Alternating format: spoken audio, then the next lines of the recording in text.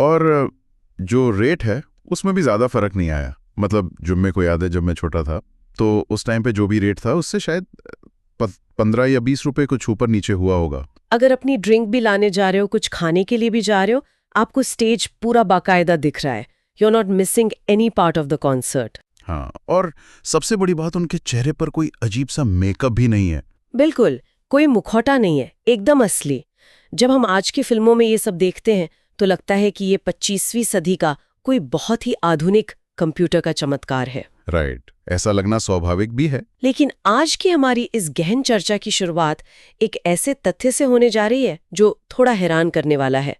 क्या कोई सोच सकता है कि इस हाईटेक डिजिटल जादू की जड़ें असल में 1800 के दशक के एक स्टेज जादूगर के दिमाग से जुड़ी हैं? हाँ, ये सुनना वाकई अजीब लगता है, लेकिन ये बिल्कुल सच है।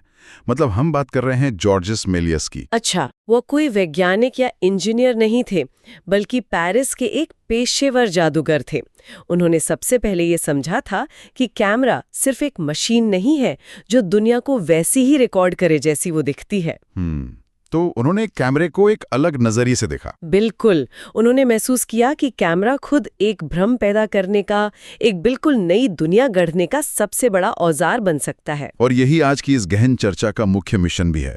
1895 में एक पुतले का सिर काटने वाले साधारण कैमरे वाले ट्रिक से लेकर आज के समय में पूरी तरह से आर्टिफिशियल इंटेलिजेंस द्वारा बनाई जा रही फिल्मों तक का जो सफर है उसे हम डिकोड करने वाले हैं। हाँ, कि तकनीक कैसे फिल्म निर्माण के बुनियादी नियमों को पूरी तरह से फिर से लिख रही है। एकदम सही कहा।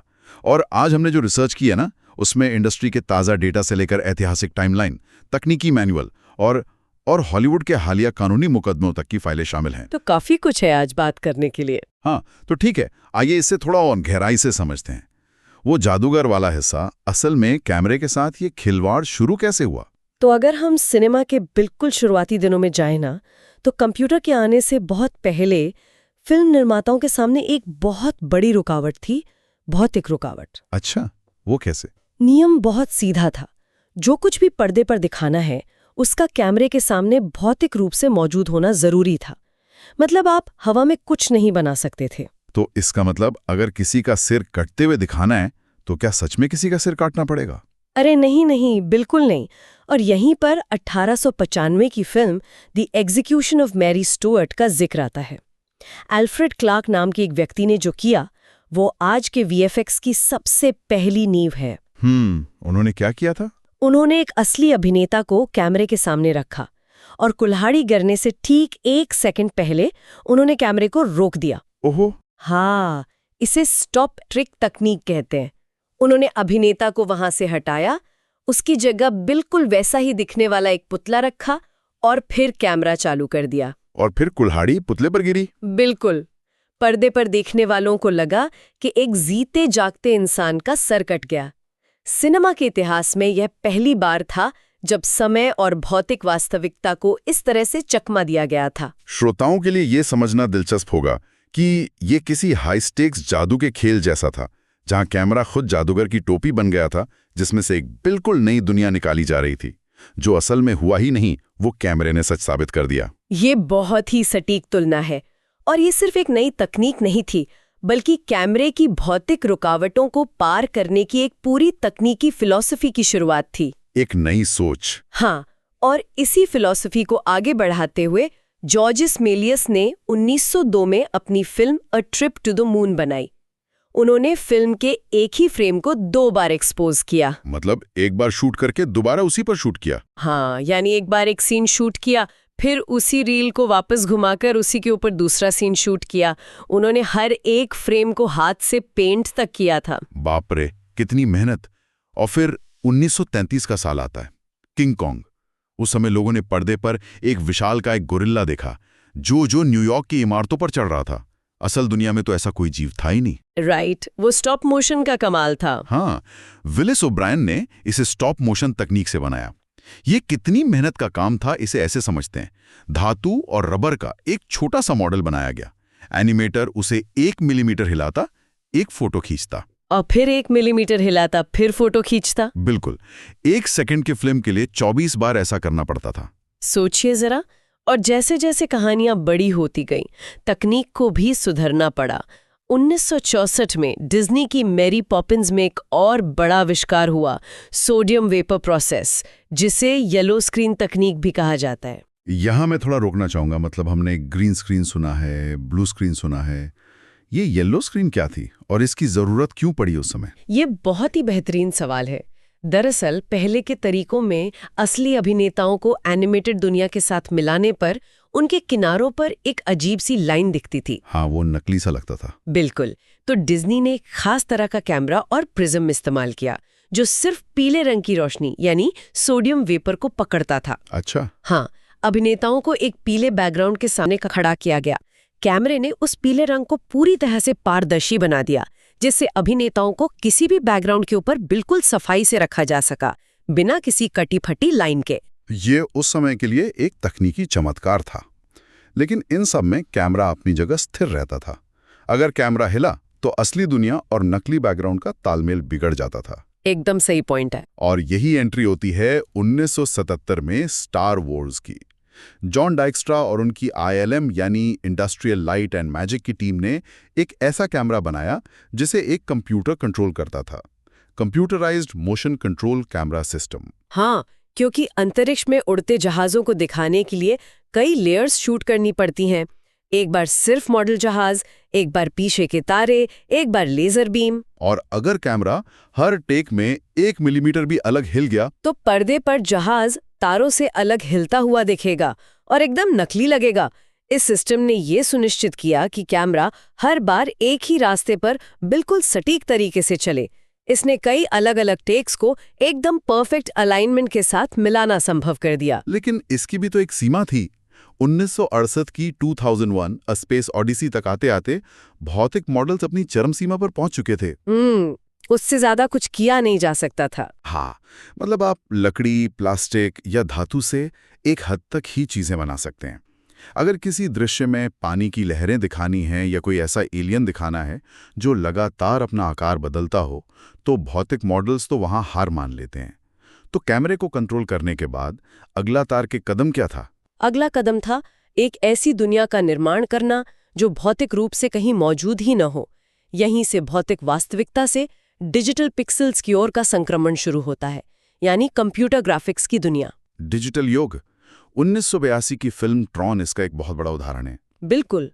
लेकिन स्रोतों को पढ़ने पर एक बात जो बहुत हैरान करती है वो है इसका समय और खर्च। दस्तावेज बताते हैं कि उस समय ट्रॉन में केवल कुछ मिनटों के डिजिटल फुटेज डाले गए थे और उन कुछ मिनटों को तैयार करने के लिए उस समय के सबसे बेहतरीन कंप्यूटरों पर दिनों तक रेंडरिंग करनी पड़ी थी। हाँ, और रेंडरिंग का मतलब है कंप्यूटर द्वारा उस चित्र को बनाने की गणना करना। लेकिन ये पहली बार था जब 3D कैरेक्टर और असली इंसानों का एक ही फ्रेम में आमना सामना हुआ था। और वो तो बस शुरुआत थी। हाँ, इसके बाद तो तकनीक ने घातांकीय गति पकड़ी, मतलब एकदम रॉकेट की तरह। 1993 में जुरासिक पार्क ने सिनेमाघरों में तहलका मचा दिया। अरे हाँ, वो डायनासोर। बिल्कुल। उससे पहले फिल्मों में डायनासोर रोबोटिक पुत्रों से, जिन्हें एनिमेट्रॉनिक्स कहते हैं, उनसे दिखाए जाते थे। लेकिन जुरासिक पार्क ने एकदम फोटोरियलिस्टिक कंप्यूटर जनरेटेड यानी CG डायनासोर पेश किए। उनकी त्वचा, उनका चलना, सब कुछ इतना असली था। हाँ, और उसने साबित कर दिया कि CGI अब सिर्फ एक प्रयोग नहीं है। और फिर 1995 में टॉय स्टोरी ने तो इतिहास ही रच दिया।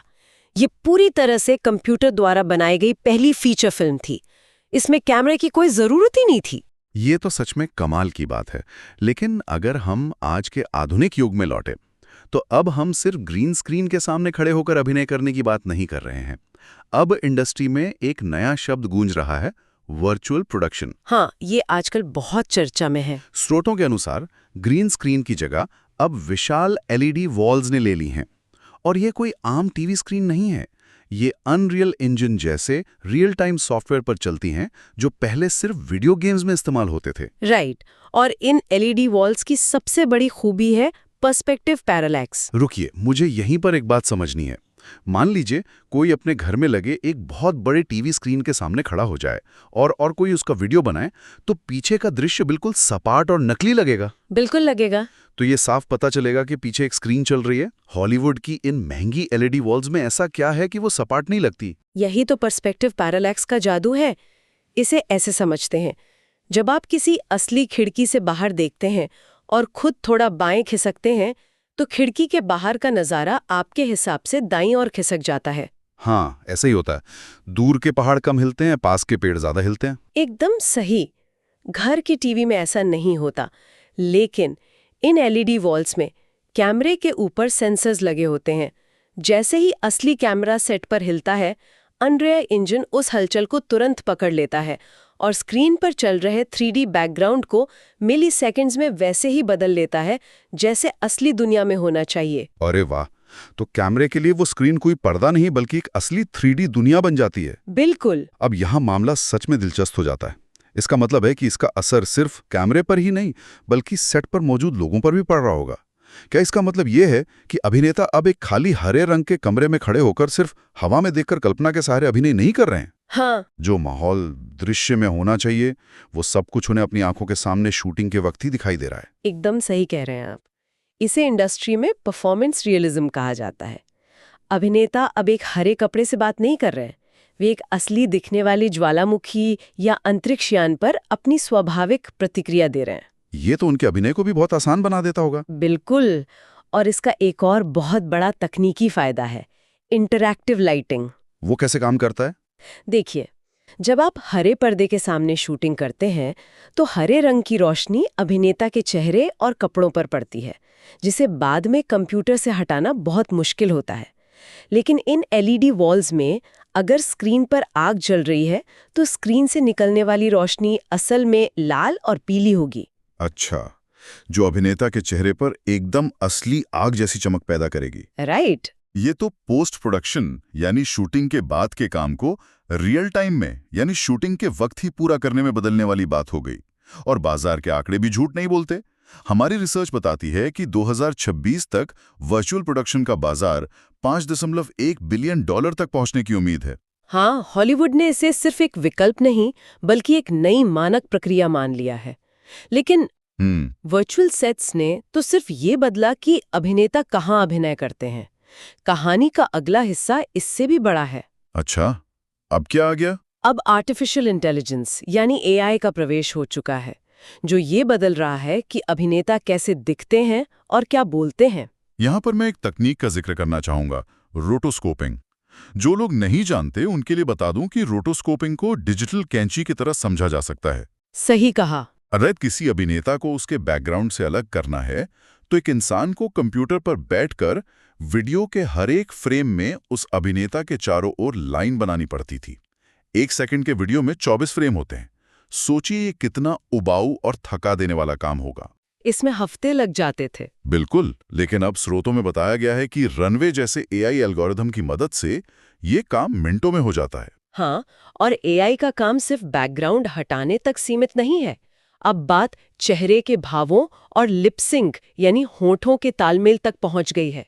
मार्स नाम के स्टूडियो द्वारा बनाए गए वैनिटी एआई और लिपडप एआई को ही देख लीजिए। हाँ, हमारी रिसर्च में हिट शो द बेयर का एक बहुत ही शानदार उदाहरण है।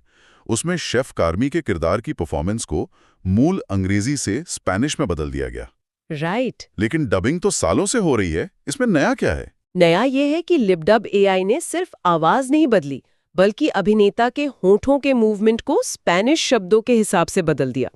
और सबसे अहम बात, अभिनेता के चेहरे की जो खास तीव्रता और भावनाएं थी ना, उन्हें बिल्कुल नहीं बिगड़ने दिया। ये तो सच में कमाल है। और इसके अलावा जो वैनिटी एआई है वो अभिनेताओं की उम्र बढ़ाने या घटाने का काम पारंपरिक तरीकों की तुलना में 300 गुना तेजी से कर सकता है। 300 गुना? ये कथी वाकई चौंकाने वाली है। और इसी से जुड़ा है डिजिटल डोमेन का मैस्करेड 3.0। पहले किसी अभिनेता के चेहरे के भाव रिकॉर्ड करने के लिए उसके चेहरे पर दर्जनों सफेद बिंदु या मार्कर्स लगाने पड़ते थे। लेकिन ये नई तकनीक मशीन लर्निंग का इस्तेमाल करती है। अभिनेता के सिर पर बस एक बहुत ही लो रेजोल्यूशन वाला एक साधारण कैमरा लगा होता है और एआई बिना किसी मार्कर के उस धुंधली तस्वीर को समझकर उसे एकदम सटीक और हाई फिडेलिटी 3D स्कैन में बदल देता है। और अगर हम उसी सवाल पर वापस आए जहां से हमने शुरुआत की थी, हैरिसन फोर्ड की डी एजिंग, मतलब उन्हें जवान दिखाना। हाँ, ILM की फेस स्वैप तकनीक ने Indiana Jones and the dial of destiny में उन्हें फिर से जवान दिखाने के लिए किसी नए ग्राफिक डिजाइनर का सहारा नहीं लिया। अच्छा, तो उन्होंने क्या किया? उन्होंने एक एआई मॉडल को लुकास फिल्म आर्काइव के पुराने डेटा पर, यानी हैरिसन फोर्ड की पुरानी फिल्मों पर ट्रेन किया। मशीन ने खुद सीखा कि हैरिसन फोर्ड 32 साल की उम्र में हर एंगल से कैसे दिखते थे। तो इसका असल में क्या मतलब है? हम अक्सर अनकैनी वैली की बात करते हैं, वो स्थिति जहां कोई डिजिटल चेहरा असली इंसान के इतना करीब पहुंच जाता है कि वो थोड़ा अजीब, डरावना और नकली सा लगने लगता है। क्या हम अब उस वैली को पार कर चुके हैं? काफी हद तक हाँ, और इसकी वजह यह है कि पहले के कंप्यूटर प्रोग्राम सिर्फ चेहरे की सतह को चिकना या स्मूथ करते थे, लेकिन एआई अब चेहरे की अंदरूनी बनावट को समझ रहा है, गहराई से। बिल्कुल। वो पोर पोर, खून के बहाव, मांसपेशियों के खिंचाव और बढ़ती उम्र की झुर्रियों को गहराई से समझ रहा है। ये पारंपरिक पाइपलाइन में सिर्फ एक छोटा सुधार नहीं है, ये यथार्थवाद को, मतलब रियलिज्म को बनाने के तरीके को ही बदल रहा है। ये सब सुनकर तो ऐसा लगता है कि कुछ समय बाद हॉलीवुड में इंसानों की जरूरत ही खत्म हो जाएगी। मतलब बस एक कंप्यूटर प्रोग्राम में कहानी टाइप करो, एंटर दबाओ और पूरी फिल्म बनकर बाहर आ जाएगी। न सेट चाहिए, न कैमरे, और शायद नहीं निर्देशक। हाँ, ऐसा लग सकता है। लेकिन हमारी रिसर्च का अगला हिस्सा बताता है कि हकीकत कुछ और है। इसका सबसे बड़ा सबूत है सोरा की घटना। जब 2024 में ओपन एआई ने अपने सोरा टेक्स्ट टू वीडियो मॉडल की घोषणा की थी, तो इसे पूरी फिल्म इंडस्ट्री के लिए एक भयानक खतरे के रूप में देखा गया था। सबको लगा कि अब सब बेरोजगार हो जाएंगे। हाँ, लेकिन फिर मार्च 2025 में जो हुआ उसने सबको चौंका दिया। ओपन एआई ने अप्रत्याशित रूप से सोरा के ऐप और एपीआई को बंद करने की घोषणा कर दी। और इसके पीछे के कारण बहुत व्यवहारिक थे। ये हमें बताते हैं कि एआई अभी पूरी तरह से आजाद नहीं हुआ है। पहला कारण था अर्थशास्त्र, मतलब खर्च। बिल्कुल। रिपोर्ट्स के अनुसार इस सर्विस को चलाने में हर दिन लगभग $5 मिलियन का भारी भरकम खर्च आ रहा था। हर दिन 5 मिलियन? हाँ, कंप्यूटर से एआई वीडियो बनवाने के लिए जिन सर्वर और कंप्यूटिंग पावर की जरूरत थी, वो पारंपरिक तरीकों से कहीं ज्यादा थी। और दूसरा कारण था कंट्रोल। ये बहुत अहम बिंदु है। एक पेशेवर फिल्म निर्माण में निर्देशक को हर एक फ्रेम पर सटीक नियंत्रण चाहिए होता है। अगर उसे पीछे की लाल गाड़ी को थोड़ा दाईं ओर खिसकाना है, तो वो एआई से नहीं कह सकता, क्योंकि अगली बार प्रॉम्प्ट डालने पर एआई शायद गाड़ी का मॉडल ही बदल दे। हाँ, वो रैंडम परिणाम देता है। राइट। सोरा जैसे मॉडल रैंडम वीडियो तो बहुत अच्छे बना सकते थे, पर पेशेवर प्रोडक्शन के लिए जो सटीकता और फ्रेम बाय फ्रेम नियंत्रण चाहिए, वो उनमें नहीं था। लेकिन इन सब में एक और बहुत बड़ा कारण है जिसने हॉलीवुड स्टूडियोज के पसीने छुड़ा दिए, और वो है नैतिक और बौद्धिक संपदा, यानी आईपी का संकट। ये एक बहुत बड़ा अहम मूवमेंट है हमारे स्रोतों में। बिल्कुल। अमेरिकी कॉपीराइट कार्यालय ने एक बहुत ही कड़ा नियम स्पष्ट कर दिया है। बिना किसी इंसानी लेखक के पूरी तरह से एआई द्वारा बनाए गए काम को कॉपीराइट नहीं दिया जा सकता।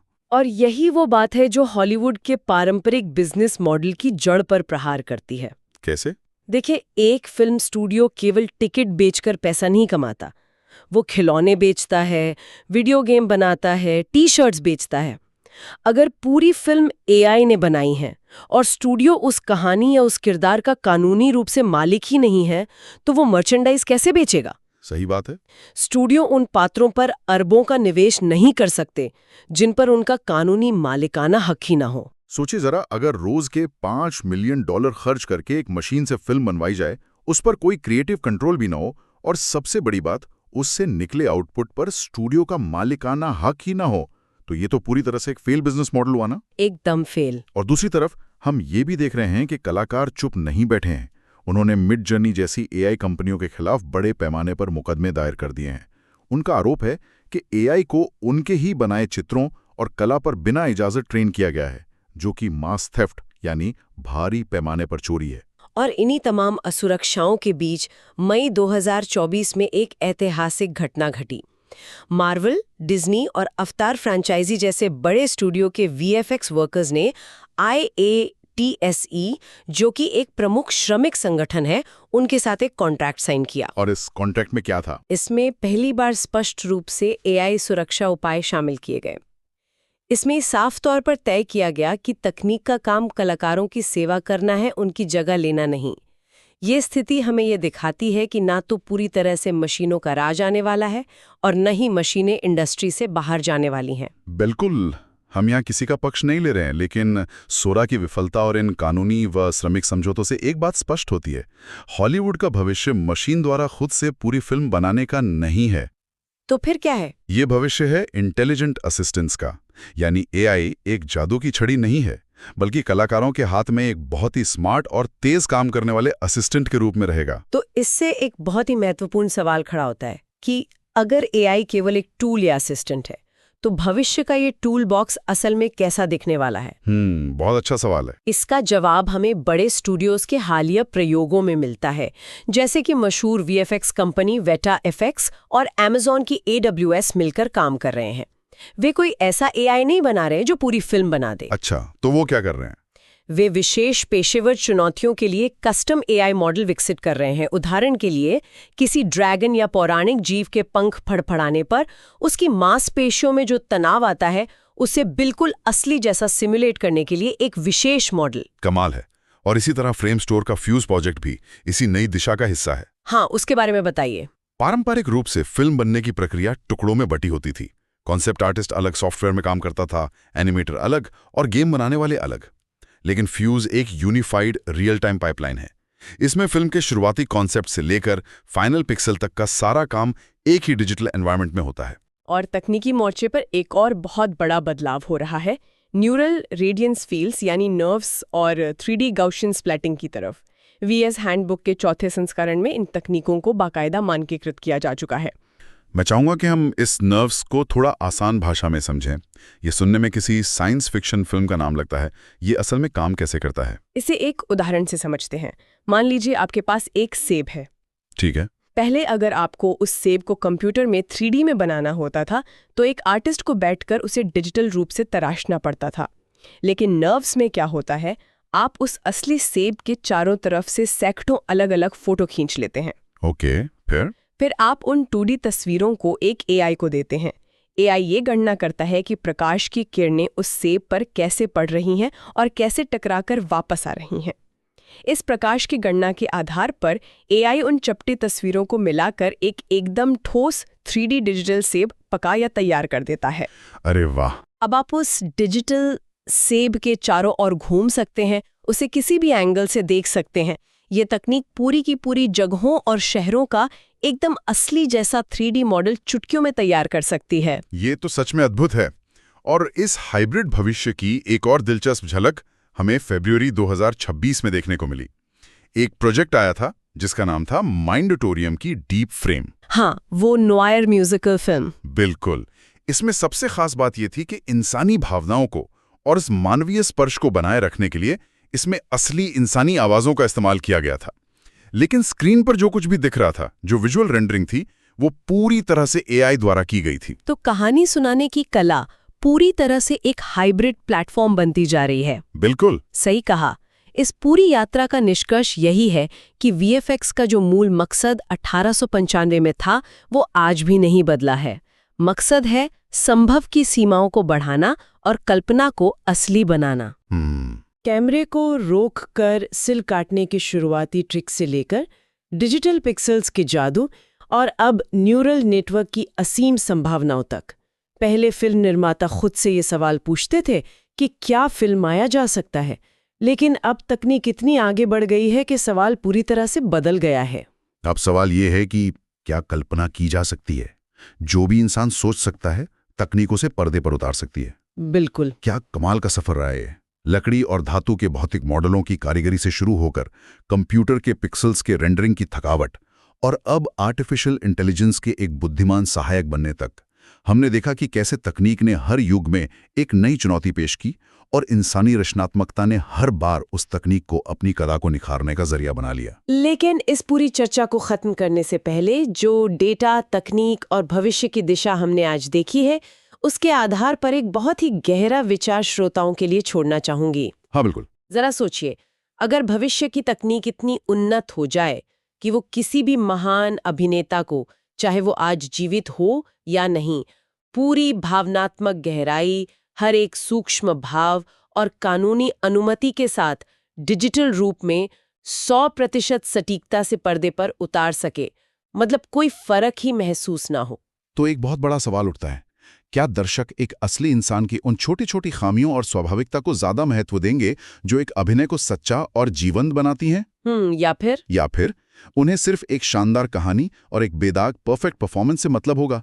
इस बात से कोई फर्क नहीं पड़ेगा कि उस चेहरे और उन भावनाओं को अंततः किसी मशीन और एल्गोरिदम नहीं गढ़ा है। ये एक ऐसा सवाल है जिसका जवाब कोड या मशीनें नहीं दे सकती। इसका जवाब आने वाले समय में हमारा इंसानी समाज और हमारी कला की समझ ही तय करेगी। बिल्कुल। सोचने के लिए एक शानदार विचार। इस बेहतरीन और ज्ञानवर्धक चर्चा में शामिल होने के लिए बहुत बहुत आभार। उम्मीद है कि अगली बार जब कोई शानदार और असंभव सा दृश्य पर्दे पर